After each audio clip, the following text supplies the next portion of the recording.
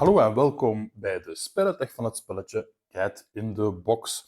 Iedere speler die krijgt eerst een spelersbord, moet wel opletten. Dit is de 2 en 3 spelerszijde, dit is de 4 en 5 spelerszijde. Elke speler krijgt ook zijn spelersfiches, maar in dit geval zijn het geen fiches, het zijn plastic componenten. De spelers mogen alvast een van deze plastic fiches plaatsen op elk kruisje van hun spelersbord. Daarna gaan we de onderzoekskaarten in het onderzoeksbord plaatsen. Spelen we met 2 spelers, dan nemen we de witte zijde. Spelen we met 5 spelers, dan nemen we de paarse zijde. En speel je met 3 of 4 spelers, dan mag je eigenlijk kiezen. Als het eerste spelletje is, dan wordt geopteerd voor de witte zijde. Daarna moeten we de observatiefiches op het bord plaatsen. Als we spelen met 2 of 4 spelers, met 3 of 5 spelers hoeft dit niet. Laten we veronderstellen dat we met 4 spelers spelen, dan moeten onze observatiefiches op de velden komen te liggen met waarde 9. We moeten ook ons kaartendek voorbereiden. Dus in het begin hebben we zeker en vast alle kaarten. Als je speelt met 2 spelers heb je enkel de kaarten nodig van 1 tot 5. Speel je met 3 van 1 tot 6, met 4 spelers van 1 tot 8. En met 5 spelers hebben we het volledige dek nodig. Dus we zullen alle kaarten met waarde 9 eruit halen. En ziezo, dit is het dek dat we gaan schudden en dat we gaan gebruiken. De startspeler die krijgt ook de startspelerkaart en dan zijn we klaar om het spelletje te beginnen. De startspeler die schudt de kaarten en die geeft iedere speler evenveel kaarten. Bij een spel van 2 tot en met 4 spelers zijn dit 10 kaarten. In een 5-spelerspel zijn dit slechts 9 kaarten. Deze kaarten nemen de spelers op de hand en ze kiezen er een die ze niet zullen gebruiken tijdens dit spelletje. Ziezo. Hier komen dan uiteindelijk in een 4-spelerspel 4 kaarten op te liggen. Ziezo, die kaarten doen niet mee. En dan is het de moment om te kijken naar onze kaarten en om te voorspellen hoeveel slagen we zullen halen. 8 is hier de hoogste waarde, 7 de daaropvolgende. We hebben geen 1 en geen 2. En als we slagen gaan voorspellen, kunnen we kiezen uit 1 slag, 2 slag of 3 slagen. Het voorspellen van slagen doen we natuurlijk in functie van onze kaarten, maar tijdens het spel gaan we er ook voor zorgen dat we bijvoorbeeld geen 4 slagen zullen halen. Als onze voorspelling klopt, dan krijgen we een bonus. Straks daarover meer. Als ik bijvoorbeeld besluit dat mijn voorspelling 2 slagen is, neem ik een van mijn fiches en plaats ik die gewoon hier op de waarde 2. En dan is het effectief het moment om een slag te spelen. De eerste speler die komt uit, zogezegd, en ik wil bijvoorbeeld een 8 uitkomen. Ik wil bijvoorbeeld zeggen, dit is gele 8, dan plaats ik deze kaart zo naast de gele kleur, neem ik een van mijn fiches en plaats ik die hier. Dit betekent dat gedurende het volledige spel, of toch de volledige ronde, er geen kaart met waarde 8 een gele kleur kan voorstaan. Dus gele 8 die is eigenlijk uit het spel. De speler die uitkomt, die mag nooit rood uitkomen en die moet uiteraard zien of hij die kleur mag spelen.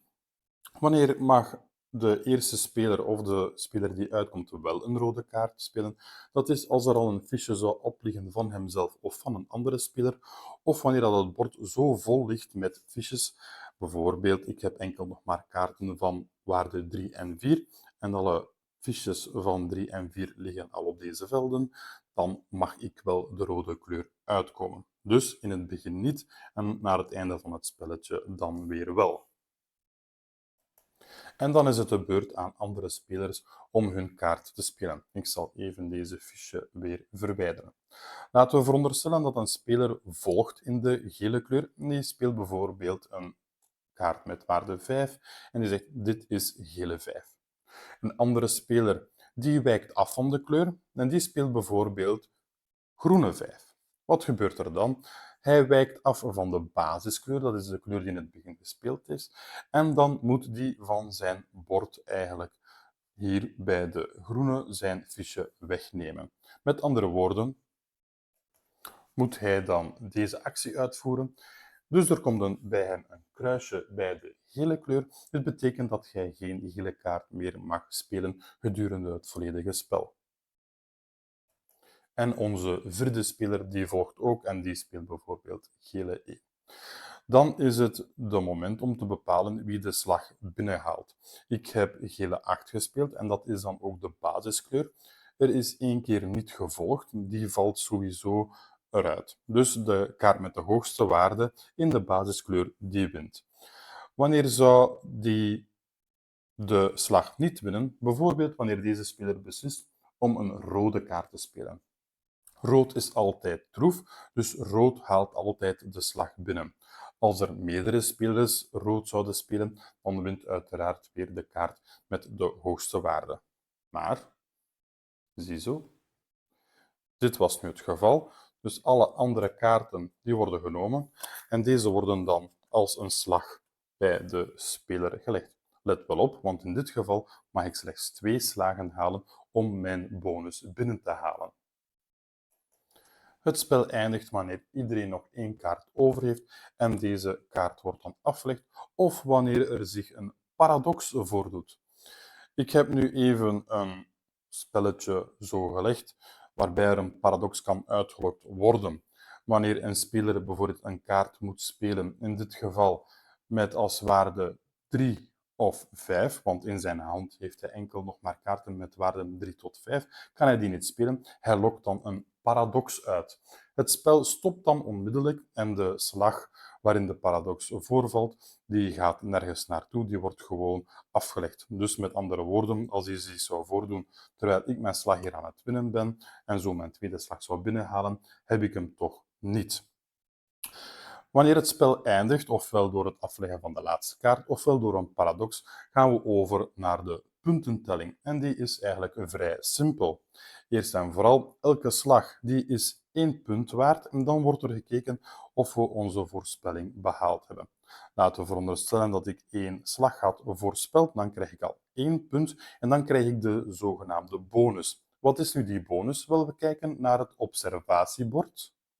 En daar nemen we de grootste groepering van de fiches van de kleur van de speler. Met andere woorden, dit is de grootste groepering. Let wel op, enkel orthogonaal, links, rechts, boven of onder, en niet diagonaal.